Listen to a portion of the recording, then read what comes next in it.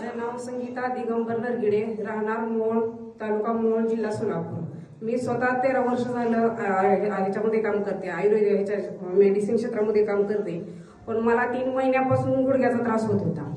मग दवाखान्यात दाखवलं, एक्सरे काढला. एक्सरे काढल्यानंतर डॉक्टरांनी सांगितलं की गुडघ्याची झीज झाली, तुम्हाला ऑपरेशन करावं लागेल. मग तिथून मी सोलापूरला दाखवलं, अश्विनी रुग्णालयामध्ये. तिथे MRI CT स्कॅन केला माझा. दोन्ही रिपोर्ट नॉर्मल आले, पण तरी पण डॉक्टरांनी सांगितलं की तुमचं 100% ऑपरेशन करावं लागेल. आणि 5-6 वर्ष झाले मी मलकापूरच्या वाऱ्या करते, त्यामुळे मला मलकापूरचा महिमा चांगलाच माहीत आहे. मग आमच्या मिस्टरांनी सांगितलं आपण मलकापूरला जाऊन महाराजांचा आशीर्वाद घेऊ. मी महाराजांचा आशीर्वाद घेतला आणि महाराजांनी माझ्या गुडघ्याला स्पर्श पण केला.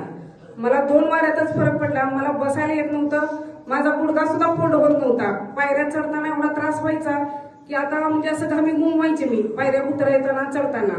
पण आता 8 दिवस झाला मी अजिबात बेल्ट वापरत नाही किंवा काय नाही, अगदी नॉर्मल 80% तरी मला फरक पडलेला आहे. टाळ्याच्या गजरामध्ये स्वागत करूया. त्याच्यानंतर मी स्वतः मेडिकल क्षेत्रामध्ये काम करते, परंतु इथली त्यांची श्रद्धा असल्यामुळं त्यांना डॉक्टरांनी सांगितलं होतं की गुडघ्याचं ऑपरेशन करावं लागेल, गुडघ्याचं ऑपरेशन करावं लागेल. परंतु आशीर्वाद घेतला म्हणजे डोक्यावर हात ठेवून आशीर्वाद घेतला आणि गुडघ्यालाही स्पर्श केला, आशीर्वाद दिला की प्रत्येकाची इच्छा पूर्ण होते अशी ख्याती आहे. आणि आशीर्वाद दिला, गुडघा आता कसलाही त्रास देत नाही, 100% ओके आहे, हा त्यांचा अनुभव आहे.